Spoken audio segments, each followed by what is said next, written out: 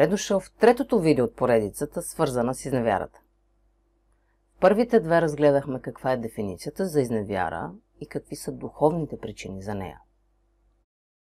В това ще обсъдим въпросите как да простя изневяра и трябва ли въобще да прощавам, а мога ли да продължа живота си с този, който ме е изневерил? Така, като му се размине, няма ли да го поощря да го направи пак? Как да му повярвам отново? Щом гледаш това, вероятно ти или твой близък някак сте свързани с това деяние. Или някой е изневерил, или му е било изневерено. Голяма част от нас имат опит с такава ситуация, пряко или непряко.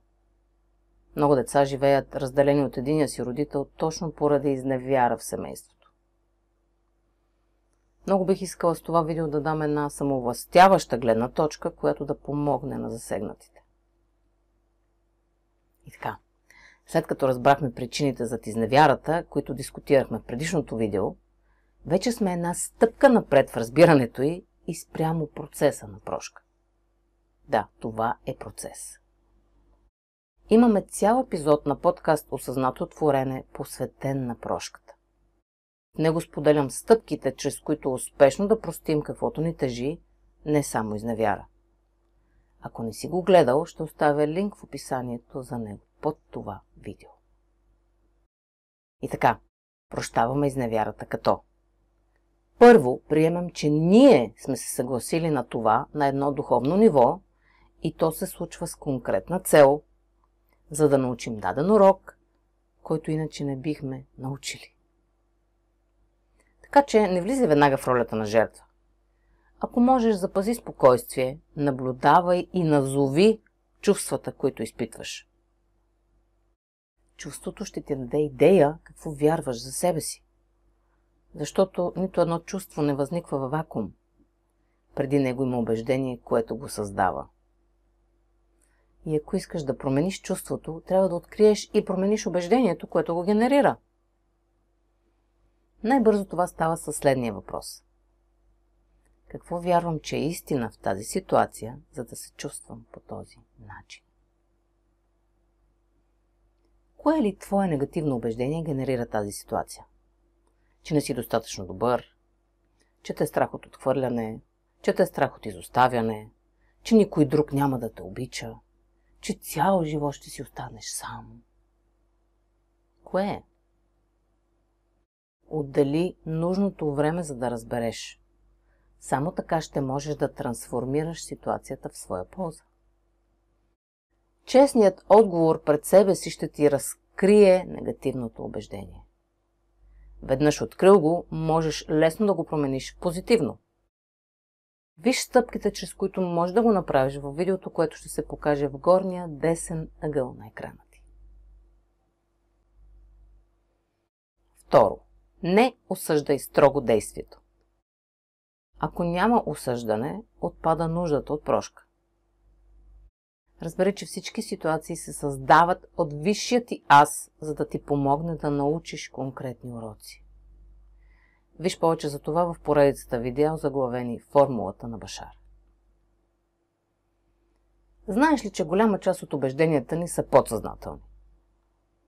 И такива ситуации ни идват на помощ, за да можем да ги осъзнаем и да ги променим.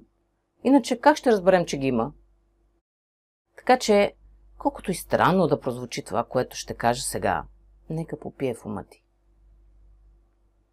Ако партньорът ти изневери, вместо да влезеш в омагьосания кръг на обвинение и самосъжаление, дай позитивно значение на ситуацията. Намери скрития урок вътре. Виж възможността за растеж. Комуникирай чувствата си без осъждане и драма.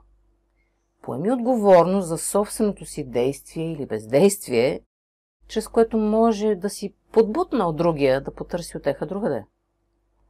Виж на какво може би учиш себе си и така ще промениш преживяването си спрямо ситуацията. Кажи си: още не знам как, но знам, че тази ситуация ще ми послужи по позитивен начин. Много често ние научаваме какво предпочитаме в едни отношения, като първо разберем какво не предпочитаме. А това е позитивно нещо, нали така? Още информация може да чуеш във видеото ми, дай позитивно значение на всяка ситуация. Но не ме разбирай погрешно.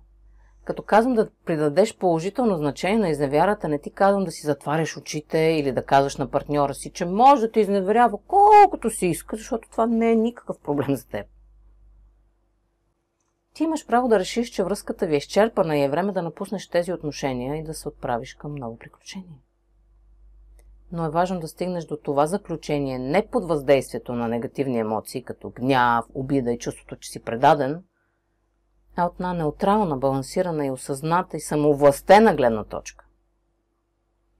Тогава можеш да кажеш на партньора си: благодаря ти, че ми показа, че е време за промяна.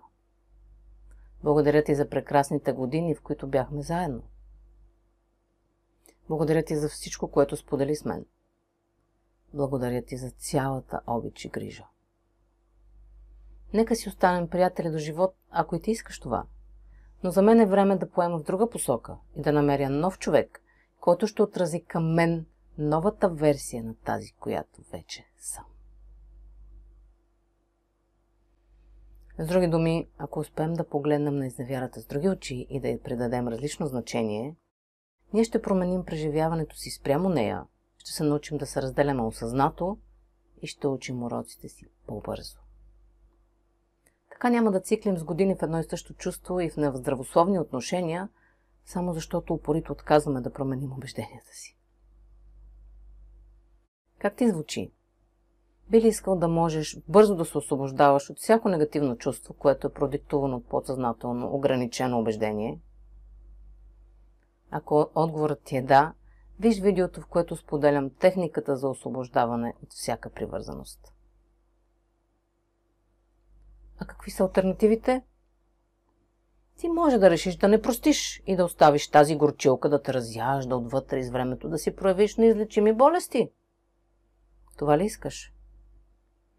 Разбери, че задържането на чувството на обида и предателство вреди единствено и само на теб. Няма как да държиш въглен в ръката си и да се надяваш другият да си изгори, нали така? Да простиш не означава, че приемаш и се съгласяваш с действието на другия. Да простиш означава да освободиш себе си от ненужния товар на осъждането. Да простиш на другия и на себе си е една от стъпките към любовта към себе си. А да таиш гняв и недоволство е проява на нелюбов към себе си. В описанието под видеото ще оставя линкове към видеа, които ще са ти полезни в този процес. Обаче, ако продължим да слагаме до сегашното значение и да въртим същите модели на поведение, вместо да учим чрез болката, ние ще останем нейни пленници. Или променяш моделите си на поведение, или всеки ден ще живееш едно и също добре познато минало. Няма как да правиш едно и също да получиш различен резултат. Това е невъзможно. Така че от теб зависи. А на въпроса да остана ли с този, който ме изневерил, мога да ти кажа, че тук няма еднозначен отговор. Много зависи от дълбочината на отношенията ви и какво и двамата ще решите, че отговаря на истината ви. Но вземете това решение не през егото, а през сърцата си. Много от нас учат различни уроци и имат разнообразни взаимоотношения с един и същи партньор. А други учат уроците си от различни хора. Затова отново ще ти кажа, че зависи от теб и от правото ти да взимаш решения.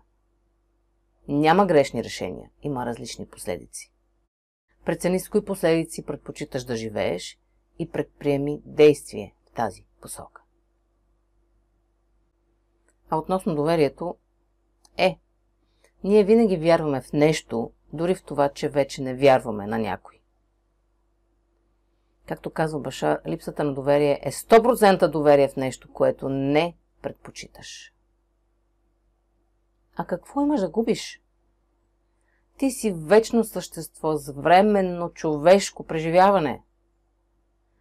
Не бягай и не се страхувай от чувствата си, а ги преживявай и се учи от тях. Нали затова си дошъл в тази реалност?